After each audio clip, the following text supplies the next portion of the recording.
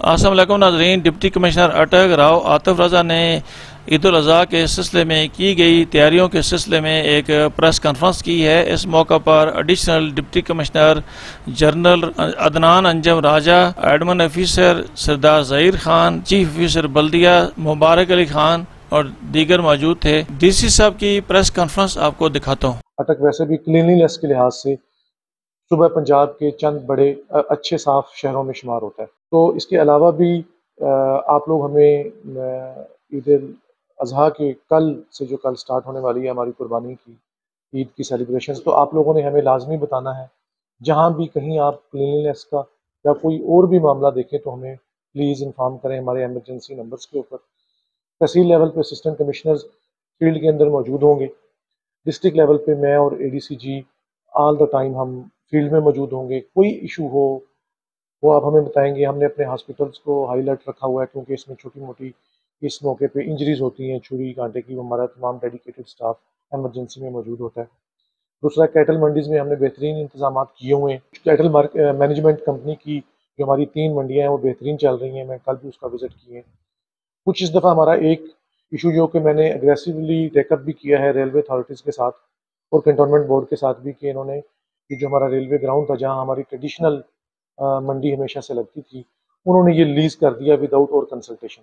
इसमें हमने अपने लोकल पॉलिटिशियंस को भी, शेख आफ्ताब साहब को भी मैंने ये रिक्वेस्ट की थी कि वो भी अपने लेवल पे मिनिस्टर रेलवे के साथ ये टेकअप करे। जबकि हम इधर आवाम को फ्री सहूलत देते थे मंडी के सिलसिले में, तो उन लोगों ने ये कंटोनमेंट को लीज आउट क्यों की है। तो ये इंशाल्लाह मैं इमीडिएटली आफ्टर ईद भी जब ये ओपनिंग होगी, ताकि आइंदा कभी भी रेलवे अवामी सहूलत को जो है सेट असाइड करते हुए किसी और कमर्शियल साइड पे इसका कॉन्ट्रैक्ट ना दे। और ये कंटोनमेंट, क्योंकि जसिया में आई थिंक लगती थी, कंटोनमेंट को वहाँ तक महदूद रहना चाहिए था। उन्होंने भी इधर उनके ठेकेदार ने यहाँ आके वो ली है और वो लोगों से फिर चार्जेस करता रहा, क्योंकि हमें गवर्नमेंट की तरफ से बड़ी क्लियर इंस्ट्रक्शन थी कि हमने विदाउट चार्जेस।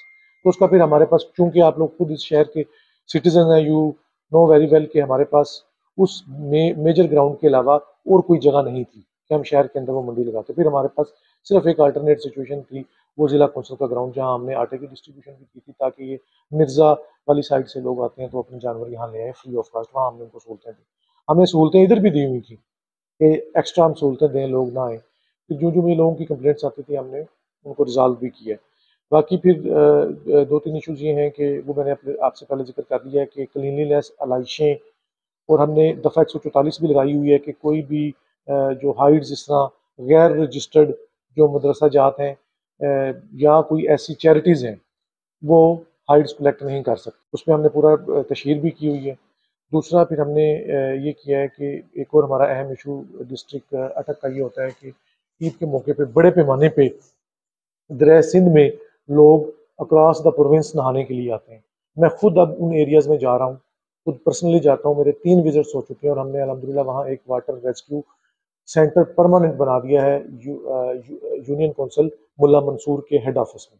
वहाँ हमने अपना पूरी रिप्लेसमेंट वहाँ प्लेसमेंट्स कर दी है। अपने जितने भी हमारे रेस्क्यू के गैजेट्स हैं, पोली दफ़ा 144 लगी हुई है और लोग हमारे जो मेरे रेस्क्यू के जितने भी ऑफिशियल्स हैं वो वहाँ मौजूद हैं विद 1 एम्बुलेंस, रिलेटेबल बोट्स और उनके अपने रेस्क्यू के कार। हमारी पॉलिसी ये है और हमारी अल्लाह ताला से दुआ भी है, और लोगों के लिए भी, आप लोगों के तवज्जुह से हम ये पहुँचाना चाहते हैं, क्योंकि जिसने एक जान बचाई उसने इस तरह पूरी इंसानियत की जान बचाई।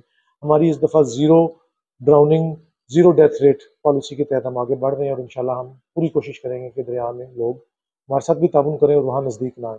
वहाँ जितने भी गैर कानूनी, जितने भी एंटरटेनमेंट के स्पॉट्स हैं, वो भी हमने सील कर दिए हैं। गैर कानूनी जितने भी हैं, जिनकी सेफ्टी की कंडीशंस पूरी नहीं है, तो इंशाल्लाह इस दफ़ा आप खुद भी लोग विज़िट कर सकते हैं, देख सकते हैं।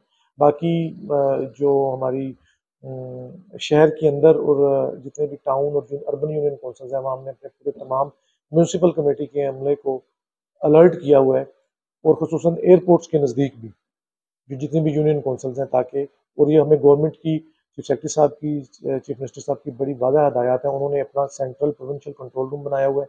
इस तरह हमारा डिविजनल कंट्रोल रूम है, और उसी तरह हमारा डिस्ट्रिक्ट और तहसील लेवल पे कंट्रोल रूम है। आप देखेंगे सफाई सुथराई की बेहतरीन इकदाम होंगे। हम अपने पॉलिटिशियंस को इन्वॉल्व करके इस पूरे एरिया में हम एक तो यहाँ स्पोर्ट फैसिलिटीज़ बना रहे हैं। वो जो मेरा एक बड़ी ख्वाहिश है कि हम अपने होते हुए मैंने सर्वे भी करवा लिया है। एक हम थोड़ा इधर पार्क बनाना चाह रहे हैं जो रेलवे लाइन के बिल्कुल साथ है, और दूसरी साइड पे जो खेलने वाली एरियाज़ हैं उधर हम sport facilities, open cricket arena बनाएंगे और फुटबॉल आप देखेंगे इंशाल्लाह आपके शहर का सबसे खूबसूरत तरीन ये एरिया बन जाएगा और पीछे मंडी के लिए हम मुख्तस कर देंगे। और अब ये अगर उन्होंने ये पूरे साल के लिए ली है लीज़, तो हम इमीडिएट पूरी कोशिश करेंगे इसके बाद, ईद के बाद, कि हम ये वाला लीज कॉन्ट्रैक्ट उनके साथ कैंसिल करवाएं, क्योंकि रेलवे अथॉरिटीज़ भी इंडिपेंडेंट एक इदारा है फेडरल गवर्नमेंट का, तो उन्होंने, और दोनों फेडरल गवर्नमेंट के इदारे हैं, उन्होंने आपस में ये किया है और उनको ये इस मामले पे मैंने बताया कि मैं खुद लेटर लिखूंगा अपने प्रोविंशियल गवर्नमेंट के थ्रू। जो तजावज़ात वाला मामला है ना, इस ईद के बाद आप देखेंगे कि इंशाल्लाह हम उसको अलाइन करवाएंगे।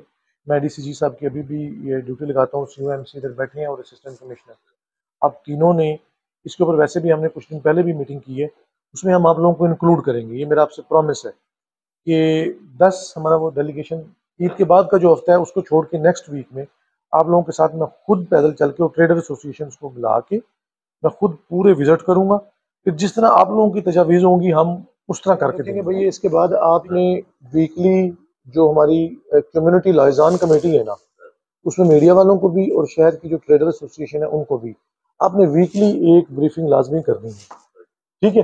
चाहे 10 मिनट की करें, इनके साथ हमारी मीडिया टॉक लाजमी होनी चाहिए। ये लोग जो आए बताएं, अगर इन केस में आगे पीछे नहीं भी होता तो ADCG परमानेंट यहाँ होते हैं। आपको कोई भी मसला हो, कोई भी इमरजेंसी नौयत का हो, अव्वल तो मुझसे भी डायरेक्ट मिल सकते हैं, मुझसे सेटिस्फेक्शन होती है, मैं नहीं होता तो ADCG को डायरेक्ट आप मिल सकते हैं। ये स्पेशल मैंने ग्रुप बनाया हुआ है कि सोशल मीडिया पे जिसकी भी कोई प्रॉब्लम्स हो, और इसमें पूरी मेरी असिस्टेंट कमिश्नर से लेके तमाम लोग इसमें लेके जाऊंगा। मैंने पूरा वाटर इंडस रेस्क्यू सेंटर बना दिया, इंडस रेस्क्यू सेंटर 1122 के अंदर, वो मैं आपको लेके जाऊंगा। बल्कि कल डॉन में भी मेन कवरेज थी उसकी, उसमें हमारे पास वहाँ मतलब फर्स्ट रिस्पॉन्डर्स होते हैं 5 से 6 लोग रेस्क्यू के, with ambulance, with inflatable boat और विद लाइफ गार्ड्स, और पुलिस तो फिर उधर मौजूद है पूरी थाने हजरों की, जितनी उन्होंने ड्यूटी लगाई होंगी 15 से 20, वो भी हमने वो अटक 144 इम्पोजिशन की पूरा ग्रुप बना हुआ है। सो मुझे पिक्स हर आधे घंटे बाद, घंटे के बाद शेयर कर रहे होते हैं। यानी वो जहाँ मज़ार है ना, उसके साथ ही आगे यूनियन काउंसिल का ऑफिस है, वो इंशाल्लाह आप कोई महीने के बाद देखेंगे वो बेहतरीन रेस्क्यू सेंटर बन चुका है। वो मैंने टेकअप कर लिया, उसमें हम और भी फैसिलिटीज प्रोवाइड कर रहे हैं ताकि लाइफ गार्ड उधर 24 घंटे मौजूद है। मतलब पुलिस की ज़ाहिर है और भी सिक्योरिटी ड्यूटीज़ होती हैं, हम हर टाइम सिर्फ लोगों को नहाने के लिए, जो कि उनकी अपनी रिस्पॉन्सिबिलिटी है, उससे अवॉइड करना। भी कुछ दिन पहले भी 3 कज़न बलोचिस्तान से आए हुए थे, लोगों को ये चीज़ मैं आप लोगों के तवज्जुह से पहुँचाना चाहता हूँ कि लोगों को, दरिया सिंध दुनिया के चंद बड़े दरियाओं में से है, पीछे से 2-3-4 लाख क्यूसेक पानी आ रहा होता है, उसको देख के तो वैसे एक नॉर्मल सेंसेस वाला बंदा भी अवॉइड करता है नज़दीक जाने से। ये उधर शलवारों में हवा भर के उधर तैरने लग जाते हैं। अब लोगों के साथ बंदा कितनी मतलब वो कर सकता है, उधर जैसे ही आते हैं नीचे चट्टाने हैं और वो चीज़ें हैं, और वो फ़ौरन, अभी 3 कज़न थे, अभी 2 की 10-15 दिनों के बाद डेड बॉडीज हमने रिट्रीव की है और एक की अभी तक नहीं मिली। और हम पूरा हमारे सारे रिसोर्सेज लगे हुए हैं इधर से, right from अटकखुद till Kalabagh.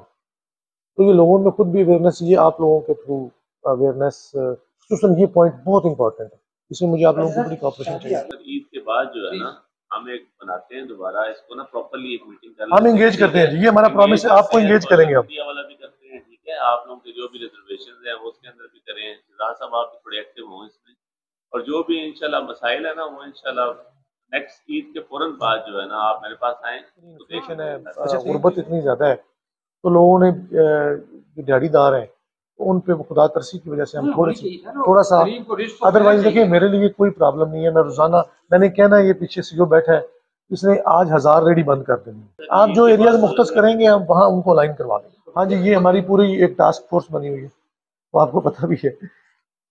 Immediately hourly basis पे हमने बल्कि रिपोर्ट CM ऑफिस को भी देनी है। वो इतना स्ट्रिक्ट ये गवर्नमेंट हमेशा से ये वो करती है।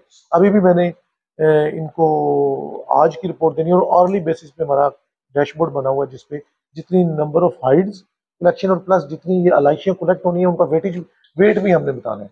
बेशुमार पॉइंट्स हैं मेजर, और पूरे डिस्ट्रिक्ट में इतना ही है।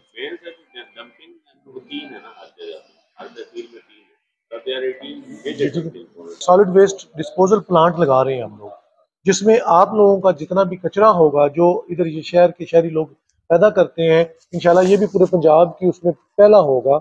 ये मैंने CO को कह दिया है, और हम आप देखेंगे 2-3 महीने के अंदर 4 साल के अंदर इधर शहर का जितना भी वेस्ट जनरेट होगा वो हम डंप नहीं कर रहे होंगे, उसकी खाद बन रही होगी। सिर्फ आप लोग ये एक इसमें भी मेरा बल्कि इस तवज्जो से मैं आप लोगों को ये चाहता हूँ कि प्लीज मतलब ये जो हमारा सबसे बड़ा वेस्ट होता है शापर, शापर और पैम्पर, ये हमें बहुत खराब करते हैं। तो अब ये इंशाल्लाह आपका जो पूरा अटक शहर है ना ये वेस्ट फ्री हो जाएगा with in next 3 to 4 years, अगर वो हम प्लांट लगाने में कामयाब हो गए, जो कि हमारी पूरी कमिटमेंट है। इंशाल्लाह हम जो है वो प्लांट लगा लेंगे आपके शहर के लिए। 5 साल से आप लोगों के कमर्शियल नक्शाजात पेंडिंग थे, हमने कोई 400 के करीब पूरी डिस्ट्रिक्ट में हमने वो किए, जिसकी वजह से कमेटी की इनकम बढ़ी। टारगेट जो कि अगर किसी कमेटी का 100 रुपया था तो वो 400 रुपये में उनको मिले, यानी ये हमारी पूरी एफर्ट्स थी डिस्ट्रिक्ट एडमिनिस्ट्रेशन की, मेरी, इन सब की कि हम मैक्सिमम इधर रोजगार लेके आए। जो भी बंदा कहीं भी आपके जानने वाले भी हों जो कोई अटक में इन्वेस्टमेंट करना चाहता है, लाना चाहता है, हम उसको 1 विंडो ऑपरेशन देंगे और उसकी तमाम NOCs with in minimum possible time हम करवा देंगे, विद इन 1 मंथ हम उनकी करवा देंगे।